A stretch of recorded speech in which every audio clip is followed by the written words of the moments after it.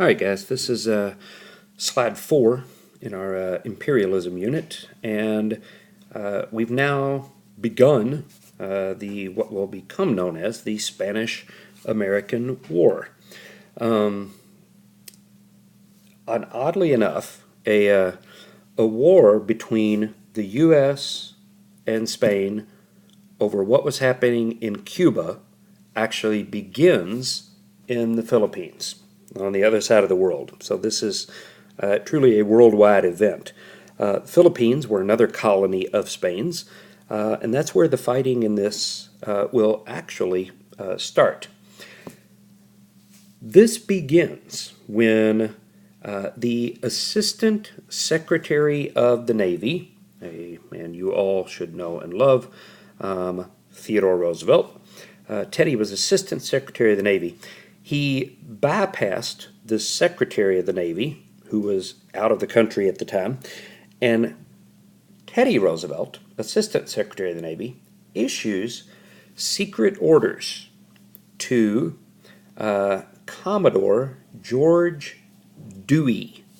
Now, let's look at who's who here. Up at the top right, here you have Roosevelt, a very young Theodore Roosevelt, as Assistant Secretary of the Navy. Okay. This is Commodore George Dewey, the commander of the U.S. Naval Fleet in the Pacific. Right? So Roosevelt sends orders to Dewey, okay, to be ready to attack the Spanish fleet in case war was declared. Well, war was declared. So Dewey had already sailed his ships to the Philippines, a colony of Spain's, where they encounter the Spanish Navy and will do battle at Manila Bay, the Battle of Manila Bay. Right? Now remember, we have a new modern steel navy. The Philippines are the Spanish in the Philippines are fighting in antiquated old ships. This is about as one-sided a fight as you can get. 400 Spaniards were killed. A grand total of 0 Americans died in the battle. Every Spanish ship is sunk, which was the majority of their navy. The other half of it is in the Caribbean at Cuba. But we'll get back to them in a moment. But the Pacific fleet of the Spanish Navy is wiped out in one battle in the Philippines. Now, Dewey, although he can wipe out the Navy, doesn't have any soldiers to invade the Philippines, so we have to wait for soldiers to arrive.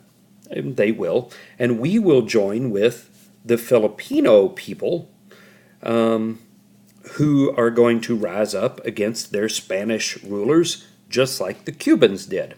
So we get U.S. and Philippine troops joining forces to drive the Spanish out of the Philippine Islands.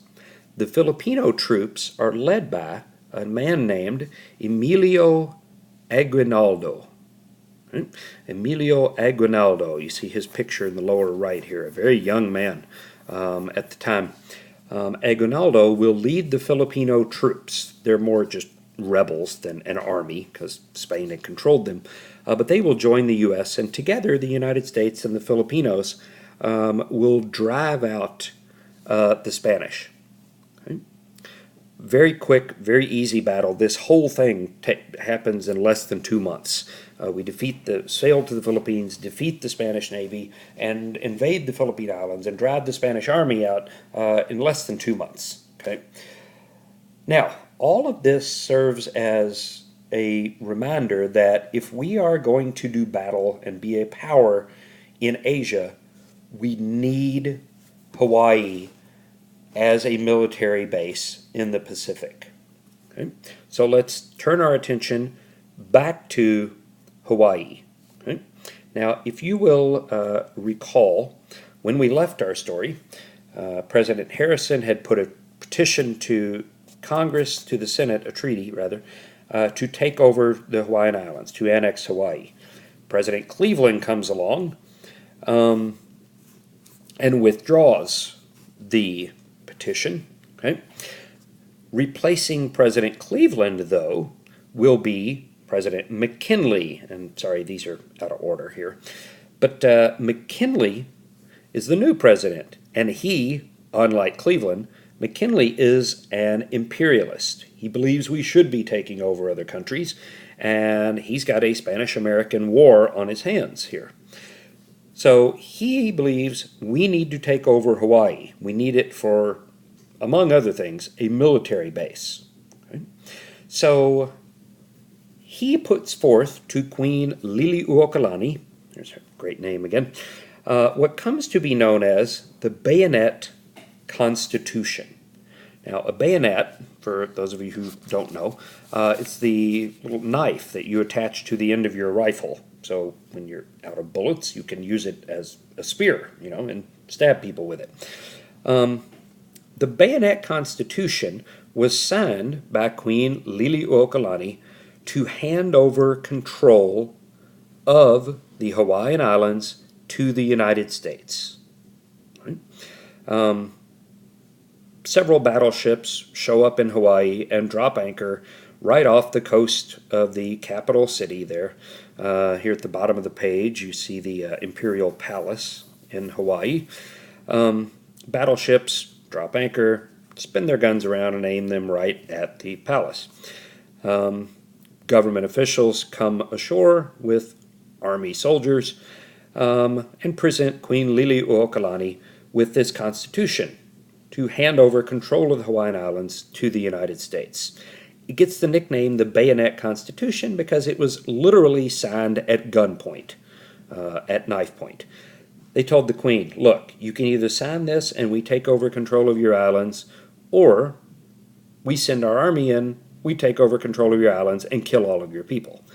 So to save her people, the Queen did the only thing she possibly could and signed over control of Hawaii to the United States.